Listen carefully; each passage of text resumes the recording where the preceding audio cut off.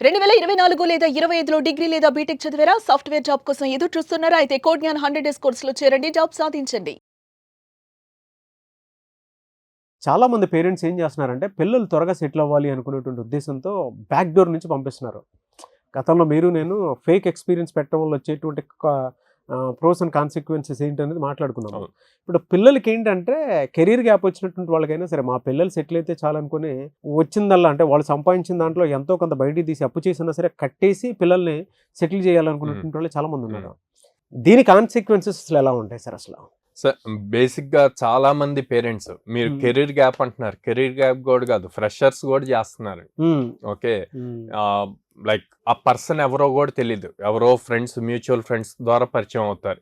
పరిచయం అయ్యి బాగా టాక్టివ్ ఉండి ఓకే నాకు ఇట్లా తెలుసు కంపెనీస్, నేను ఇలాగా డైరెక్ట్ జాబ్ ఇప్పిస్తాను, ఇంత అవుతుంది సమ్ ఎక్స్, వాళ్ళ ఎక్స్ కూడా చాలా హైలో ఉంటున్నాయండి అని చెప్తే స్టూడెంట్ ఆబ్వియస్ గా కన్విన్స్ అవుతాడు, అరే టైం వేస్ట్ చేయటం ఎందుకు, వస్తుంది కదా, ఇంకొంచెం ఎక్కువ ఇన్వెస్ట్మెంట్ చేసాం అనుకుందాం, ఫీజు పే చేసాం అనుకుందాం అన్న పాయింట్లో వెళ్ళి పేరెంట్ ఆబ్వియస్గా పేరెంట్ ఫస్ట్ ఎప్పుడు కూడా యాక్సెప్ట్ చేయండి. కానీ స్టూడెంట్స్ కన్విన్స్ చేస్తారు పేరెంట్స్ని, నా కెరీర్ నువ్వే స్పాయిల్ చేసినట్టయితే నాకు వచ్చిన ఆపర్చునిటీ.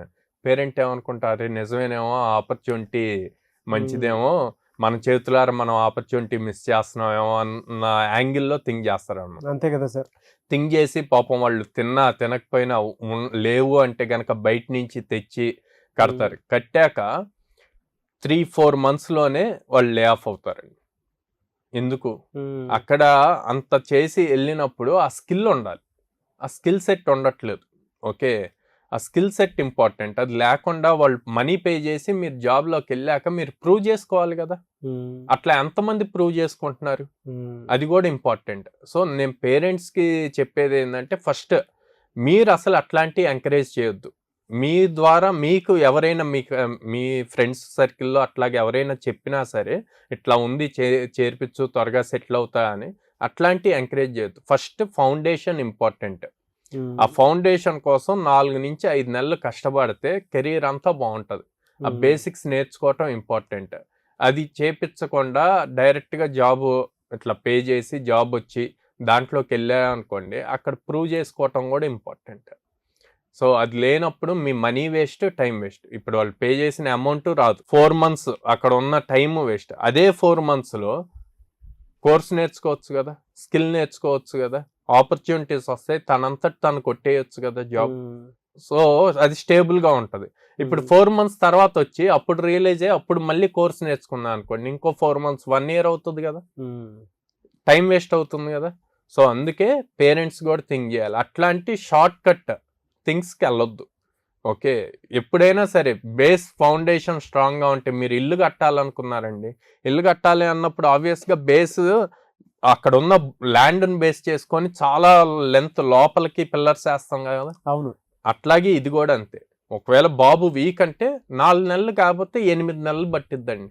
కానీ తను ఫౌండేషన్ స్ట్రాంగ్గా కోడింగ్ నేర్చుకుంటే రేపు కెరీర్ అదే లెవెల్లో ఉంటుంది.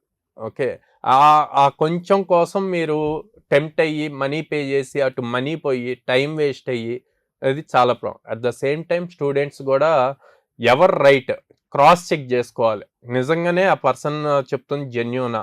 ఎందుకంటే ఈ మధ్య మన స్టూడెంట్స్లోనే ఫేస్ చేశారండి, అట్లా ఫేస్ చేసి వచ్చి ఇప్పుడు మన దగ్గర జాయిన్ అయ్యారన్నమాట. ఎంఎన్సి కంపెనీ వాళ్ళ వెబ్సైట్ .com ఉంటే ఆ కంపెనీకి లాస్ట్లో ఒక ఎస్ అనే లెటర్ యాడ్ చేసి వీళ్ళు డొమైన్ తీసుకొని సిమిలర్గా ఆ వెబ్సైట్ ఎలా ఉంటుందో అలాగ పెట్టేసి చేశారనమాట. అరే నిజమే కదా, సేమ్ వెబ్సైటే కదా, ఆ డొమైన్లో ఎస్ జనరల్గా హ్యూమన్ మీరు చూస్తే మన మధ్యలో ఏదైనా ఒక వర్డ్లో ఒక లెటర్ మిస్ అయినా మనం చదివేస్తాం.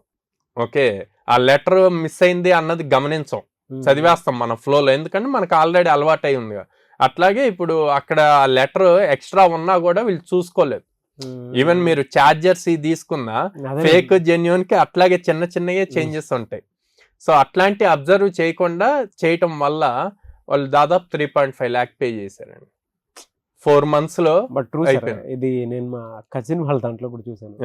సో అందుకే నేను స్టూడెంట్స్ కూడా వార్న్ చేసేది ఏంటంటే, మీరు అట్లాంటి చెప్పినప్పుడు టెంప్టింగ్ గా ఉంటది. అరే మన టైం వేస్ట్ అవ్వదు, మనకి ఇమీడియట్ జాబ్ వస్తుంది కదా, ఓ 1 year కష్టపడితే అమౌంట్ శాలరీ కింద వస్తుంది కదా అని.